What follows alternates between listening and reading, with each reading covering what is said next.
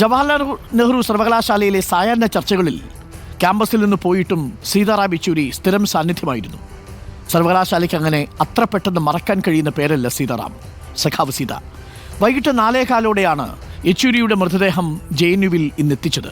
സർവകലാശാലയിലെ വിദ്യാർത്ഥി യൂണിയൻ ഓഫീസിൽ നടന്ന പൊതുദർശനത്തിൽ നിരവധി പേരാണ് അന്തിമോപചാരം അർപ്പിച്ചത്.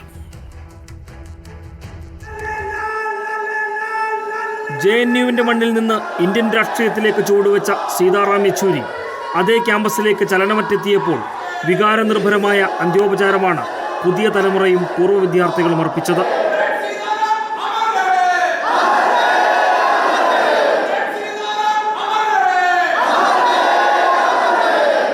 ഓർമ്മകളുടെ കനലുകൾ ജ്വലിച്ചു നിന്ന പൊതുദർശനത്തിൽ ഉടനീളം ഇത് സീതാറാമിന്റെ JNU എന്ന് വിദ്യാർത്ഥികൾ ഇടതടവില്ലാതെ മുഷ്ടി ചുരുട്ടി മുദ്രാവാക്യം മുഴക്കിക്കൊണ്ടിരുന്നു.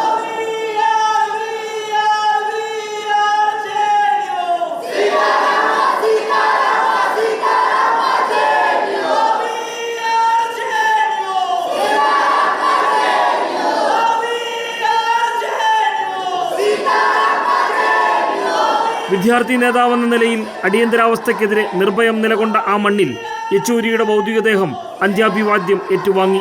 പ്രിയ നേതാവിന് ആദരാഞ്ജലി അർപ്പിക്കാൻ രാഷ്ട്രീയ നേതാക്കളും യെച്ചൂരിയുടെ സഹപാഠികളുമടക്കം നിരവധി പേരാണ് JNUവിലേക്ക് എത്തിയത്.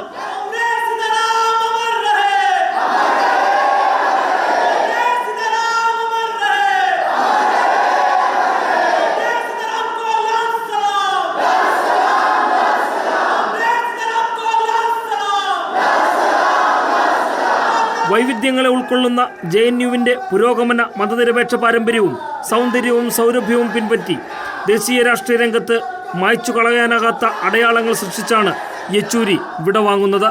News desk reporter.